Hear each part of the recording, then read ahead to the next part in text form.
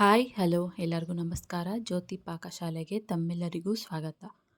ನನ್ನ cooking videos ನಿಮಗೆ ಇಷ್ಟ ಆದಲ್ಲಿ ಜ್ಯೋತಿ ಪಾಕಶಾಲೆ ಚಾನಲ್ನ ಸಬ್ಸ್ಕ್ರೈಬ್ ಮಾಡ್ಕೊಳ್ಳಿ.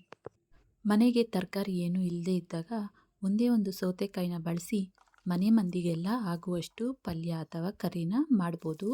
ಈ ಸೌತೆಕಾಯಿ ಕರಿ ಅಥವಾ ಸೌತೆಕಾಯಿ ಪಲ್ಯ ಚಪಾತಿಗೆ, ಅನ್ನಕ್ಕೆ ತುಂಬಾ ಟೇಸ್ಟಿಯಾಗಿರುತ್ತೆ. ಮನೆಗೆ ಸಡನ್ನಾಗಿ ನೆಂಟರು ಬಂದಾಗ ಡಿಫ್ರೆಂಟಾಗಿ ಹಾಗೂ ಬೇಗ ಏನಾದರೂ ಅಡುಗೆ ಮಾಡಬೇಕು ಅಂದಾಗ ಈ ರೀತಿ ಒಮ್ಮೆ ಸೌತೆಕಾಯಿ ಪಲ್ಯ ಅಥವಾ ಸೌತೆಕಾಯಿ ಕರಿನ ಮಾಡಿಕೊಡಿ, ತುಂಬಾ ಇಷ್ಟಪಟ್ಟು ತಿಂತಾರೆ. ಬನ್ನಿ ಈ ಸೌತೆಕಾಯಿ ಪಲ್ಯ ಅಥವಾ ಕರಿ ಮಾಡೋದು ಹೇಗೆ ಅಂತ ನೋಡೋಣ. ನಾನಿಲ್ಲಿ ಒಂದು ದೊಡ್ಡ ಸೌತೆಕಾಯಿನ ತಗೊಂಡಿದ್ದೇನೆ. ಆದಷ್ಟು ಸೌತೆಕಾಯಿ ಎಳೆದಿರೋದನ್ನು ತಗೊಳ್ಬೇಕಾಗುತ್ತೆ ಈ ರೆಸಿಪಿಗೆ. ನಾನಿಲ್ಲಿ ಸಿಪ್ಪೆ ತೆಗೆದಂಗೆ ತೊಳೆದು ನೋಡಿ ಈ ರೀತಿ ಸಣ್ಣದಾಗಿ ಕಟ್ ಮಾಡ್ಕೊಂಡಿದ್ದೇನೆ. ಸಿಪ್ಪೆ ಇದ್ರೂ ಚೆನ್ನಾಗಿರುತ್ತೆ ಈ ರೆಸಿಪಿಗೆ. ನೋಡ್ಬೋದು ಈ ರೀತಿ ಸ್ವಲ್ಪ ಸಣ್ಣದಾಗಿ ಕಟ್ ಮಾಡ್ಕೊಂಡಿದ್ದೇನೆ. ಒಂದು ಬಟ್ಲಷ್ಟು ಸೌತೆಕಾಯಿನ ಕಟ್ ಮಾಡಿರೋದನ್ನು ತಗೊಂಡಿದ್ದೇನೆ. ಈಗ ಗ್ಯಾಸ್ ಮೇಲೆ ಕಡಾಯಿನ ಇಕ್ಕಿ ಗ್ಯಾಸ್ ಹಚ್ಕೊಳ್ತೇನೆ. ಇದಕ್ಕೆ ಸ್ವಲ್ಪ ಎಣ್ಣೆನ ಹಾಕ್ಕೊಳ್ತೇನೆ. ಎಣ್ಣೆ ಕಾದಿದೆ, ಸಾಸಿವೆನ ಹಾಕ್ಕೊಳ್ತೇನೆ.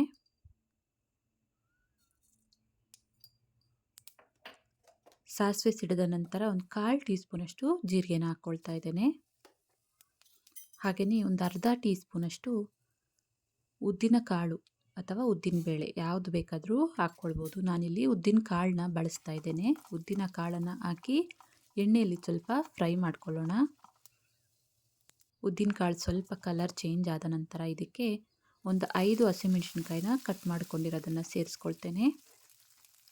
ಹಸಿಮೆಣಸಿನ್ಕಾಯಿ ಹಾಕಿ ಸ್ವಲ್ಪ ಫ್ರೈ ಮಾಡಿಕೊಂಡು ನಂತರ ಇದಕ್ಕೆ ಒಂದು 2 ಮೀಡಿಯಮ್ ಗಾತ್ರದ ಈರುಳ್ಳಿನ ಸಣ್ಣದಾಗಿ ಕಟ್ ಮಾಡ್ಕೊಂಡಿರೋದನ್ನು ಸೇರಿಸ್ಕೊಳ್ತಾ ಇದ್ದೇನೆ. ಹಾಗೆಯೇ ಸ್ವಲ್ಪ ಕರಿಬೇವನ್ನು ನೋಡಿ ಕೈಯಲ್ಲೇ ಈ ರೀತಿ ಮುರಿದು ಹಾಕ್ಕೊಳ್ತಾ ಇದ್ದೇನೆ. ಈರುಳ್ಳಿನ ಹಾಕಿ ಈರುಳ್ಳಿ ಚೆನ್ನಾಗಿ ಸಾಫ್ಟಾಗಿ ಬೇಯೋವರೆಗೂ ಬೇಯಿಸ್ಕೊಳ್ತೇನೆ. ನೋಡ್ಬೋದು ಈರುಳ್ಳಿ ಎಲ್ಲ ಚೆನ್ನಾಗಿ ಫ್ರೈ ಆಗಿದ್ದಾವೆ. ಈಗ ಇದಕ್ಕೆ ನಾವು ಕಟ್ ಮಾಡಿ ಇಟ್ಕೊಂಡಿರೋಂಥ ಸೌತೆಕಾಯಿನ ಸೇರಿಸ್ಕೊಳ್ತಾ ಇದ್ದೇನೆ.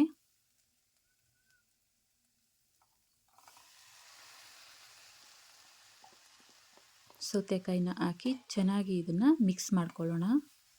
ಒಗ್ಗರಣೆ ಸೌತೆಕಾಯಿ ಎಲ್ಲ ಮಿಕ್ಸ್ ಆಗೋ ರೀತಿ ಚೆನ್ನಾಗಿ ಇದನ್ನು ಮಿಕ್ಸ್ ಮಾಡ್ಕೊಳ್ಳೋಣ. ಇನ್ನು ಯಾರೆಲ್ಲ ಹೊಸಬ್ರು ಸಬ್ಸ್ಕ್ರೈಬ್ ಮಾಡ್ಕೊಳ್ಳದೆ ವಿಡಿಯೋ ನೋಡ್ತಿದ್ದಲ್ಲಿ ಪ್ಲೀಸ್ ಸಬ್ಸ್ಕ್ರೈಬ್ ಮಾಡ್ಕೊಳ್ಳಿ. ಬೆಲ್ಲೈಕಾನ್ ಮೇಲೆ ಕ್ಲಿಕ್ ಮಾಡಿ ಆಲ್ ಅನ್ನೋ ಆಪ್ಷನ್ನ ಆನ್ ಮಾಡ್ಕೊಳ್ಳಿ. ನಾನು ಯಾವುದೇ ಹೊಸ ವಿಡಿಯೋ ಅಪ್ಲೋಡ್ ಮಾಡಿದ್ರೂ ನಿಮಗೆ ಬೇಗ ನೋಟಿಫಿಕೇಷನ್ ಬರುತ್ತೆ. ಆಗ ನೀವು ವಿಡಿಯೋನ ನೋಡ್ಬೋದು. ಚೆನ್ನಾಗಿ ಇದನ್ನು ಮಿಕ್ಸ್ ಮಾಡಿ ಪ್ಲೇಟನ್ನು ಮುಚ್ಚಿ 1-2 ನಿಮಿಷ ಲೋ ಫ್ಲೇಮಲ್ಲೇ ಇದನ್ನು ಬೇಯಿಸ್ಕೊಳ್ಳೋಣ. ನೋಡಿ 1-2 ನಿಮಿಷ ಬೇಯಿಸ್ಕೊಂಡ ನಂತರ ಮತ್ತೆ ಇದನ್ನು ಚೆನ್ನಾಗಿ ಕಲಿಸ್ಕೊಳ್ಬೇಕು. ಈ ರೀತಿ ಕಲಿಸ್ಕೊಂಡ ನಂತರ ರುಚಿಗೆ ತಕ್ಕಷ್ಟು ಉಪ್ಪನ್ನು ಹಾಕ್ಕೊಳ್ತಾ ಇದ್ದೇನೆ.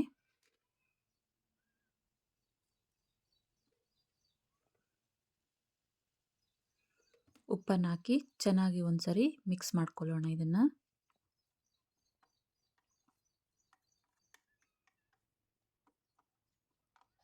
ಮತ್ತೆ ಇದಕ್ಕೆ ಪ್ಲೇಟನ್ನು ಮುಚ್ಚಿ ಲೋ ಫ್ಲೇಮಲ್ಲೇ ಸೌತೆಕಾಯಿ ಸ್ವಲ್ಪ ಸಾಫ್ಟಾಗಿ ಬೇಯೋವರೆಗೂ ಬೇಯಿಸ್ಕೊಳ್ಬೇಕು.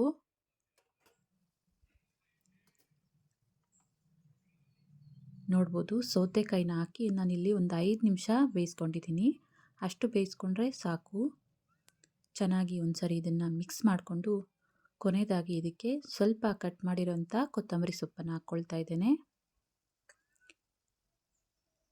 ಕೊತ್ತಂಬರಿ ಸೊಪ್ಪನ್ನು ಹಾಕಿ ಚೆನ್ನಾಗಿ ಒಂದ್ಸರಿ ಮಿಕ್ಸ್ ಮಾಡ್ಕೊಳ್ಳೋಣ.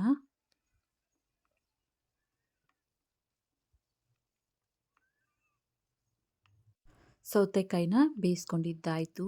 ಗ್ಯಾಸನ್ನು ಆಫ್ ಮಾಡ್ಕೊಳ್ತೇನೆ. ಇದನ್ನು ಸ್ವಲ್ಪ ತಣ್ಣಗಾಗಲು ಬಿಡೋಣ. ನಾನಿಲ್ಲಿ ಯಾವ ಕಪ್ಪಲ್ಲಿ ಸೌತೆಕಾಯಿ ತಗೊಂಡಿದ್ನೋ ಅದೇ ಕಪ್ಪಲ್ಲಿ ಅರ್ಧ ಕಪ್ಪಷ್ಟು ಗಟ್ಟಿ ಮೊಸರನ್ನ ತಗೊಂಡಿದ್ದೇನೆ. ಗಟ್ಟಿ ಮೊಸರನ್ನ ತಗೊಂಡು ಸ್ಪೂನ್ ತಗೊಂಡು ಈ ರೀತಿಯಾಗಿ ಬೀಟ್ ಮಾಡ್ಕೊಳ್ತಾ ಇದ್ದೇನೆ. ಮೊಸರು ಗಂಟು ಇಲ್ಲದೆ ಬೀಟ್ ಮಾಡ್ಕೊಳ್ಬೇಕು ಚೆನ್ನಾಗಿ. ನೋಡ್ಬೋದು ಈ ರೀತಿಯಾಗಿ ಮೊಸರನ್ನು ಚೆನ್ನಾಗಿ ಬೀಟ್ ಮಾಡಿಕೊಂಡು ಸೈಡಲ್ಲಿ ಇಟ್ಕೊಡ್ಬೇಕು. ನಾವು ಒಗ್ಗರಣೆ ಮಾಡ್ಕೊಂಡಿರೋಂಥ ಸೌತೆಕಾಯಿ ಮಿಶ್ರಣ ಫುಲ್ ತಣ್ಣಗಾಗಿರಬೇಕು. ಜಾಸ್ತಿ ಬಿಸಿ ಇದ್ದಲ್ಲಿ ಮೊಸರನ್ನು ಹಾಕ್ಕೊಳ್ಬಾರ್ದು, ಉಗುರು ಬೆಚ್ಚಗಿದ್ರೆ ಸಾಕು. ಇದು ಫುಲ್ ತಣ್ಣಗಾಗಿದೆ. ಈಗ ಇದಕ್ಕೆ ನಾವು ಬೀಟ್ ಮಾಡ್ಕೊಂಡಿರೋಂಥ ಮೊಸರನ್ನು ಹಾಕ್ಕೊಂಡು ಚೆನ್ನಾಗಿ ಮಿಕ್ಸ್ ಮಾಡ್ಕೊಳ್ಳೋಣ.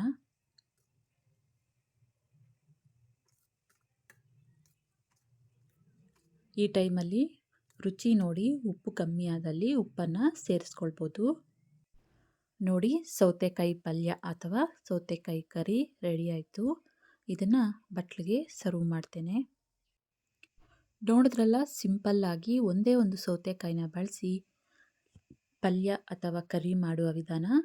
ತರಕಾರಿ ಇಲ್ಲದೇ ಇದ್ದಾಗ ಈ ರೀತಿ ಮಾಡಿಕೊಂಡು ತಿನ್ಬೋದು. ಸೌತೆಕಾಯಿನ ಬಳಸಿ ಚಪಾತಿಗೆ, ಅನ್ನಕ್ಕೆ ತುಂಬಾ ಚೆನ್ನಾಗಿರುತ್ತೆ ಈ ರೆಸಿಪಿ. ಈ ರೆಸಿಪಿ ನಿಮಗೆ ಇಷ್ಟ ಆಗಿದೆ ಅಂದ್ಕೊಳ್ತೇನೆ. ಇಷ್ಟ ಆದಲ್ಲಿ ಈ ವಿಡಿಯೋಗೊಂದು ಲೈಕ್ ಮಾಡಿ. ಯಾರೆಲ್ಲ ಸಬ್ಸ್ಕ್ರೈಬ್ ಮಾಡ್ಕೊಳ್ದೆ ವಿಡಿಯೋ ನೋಡ್ತಿದ್ದಲ್ಲಿ ಪ್ಲೀಸ್ ಸಬ್ಸ್ಕ್ರೈಬ್ ಮಾಡ್ಕೊಳ್ಳಿ. ಈ ವಿಡಿಯೋ ಹೇಗೆ ಅನ್ನಿಸ್ತು ಅಂತ ಕಮೆಂಟ್ ಮಾಡಿ. ಹಾಗೆ ಈ ವಿಡಿಯೋ ಇಷ್ಟ ಆದಲ್ಲಿ ನಿಮ್ಮ ಫ್ರೆಂಡ್ಸ್ ಆ್ಯಂಡ್ ಫ್ಯಾಮಿಲಿ ಮೆಂಬರ್ಸ್ಗೆ ಈ ವಿಡಿಯೋನ ಶೇರ್ ಮಾಡಿ. ಧನ್ಯವಾದಗಳು.